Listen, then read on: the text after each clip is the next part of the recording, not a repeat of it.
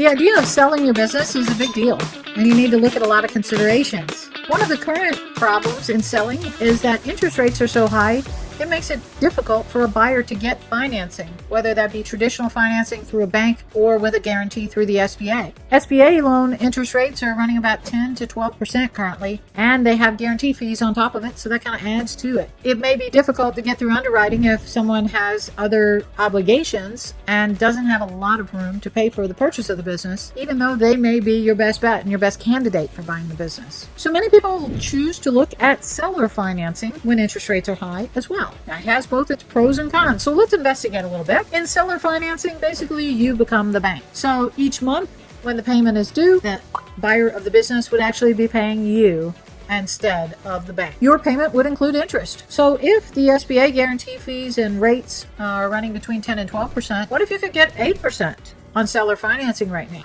It'd be a win-win because your buyer gets a lower interest rate, makes it more affordable for them to purchase the business and grow it, and you'll be making more money than if you take the proceeds from the sale and put it in the bank or even invest it right now. So it may be a good opportunity for you. Now, looking at the seller financing piece of this, you also have to consider what are my downsides. Now, in seller financing, I highly recommend that you get collateral, the collateral being more than just the business, and you'll have a personal guarantee so that you can go after them if they default. So if they default, what happens if they stop making payments? What happens if they close the business? What happens if they destroy the business? These are all considerations on your worst case scenario to consider. So let's assume that business is slow and they're not doing well.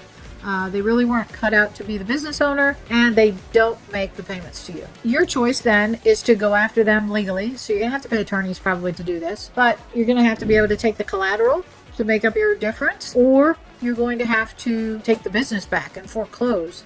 And I say or, maybe an and situation where you do both. If you take that business back, keep in mind it may not be in the same condition as when you sold it. So they may have made your customers mad, they may have stopped selling things, they may have money outstanding to vendors that they aren't paying. It may not be the same value, and most likely won't be the same value at the point at which you sold it. So sometimes it's not helpful to take the business back.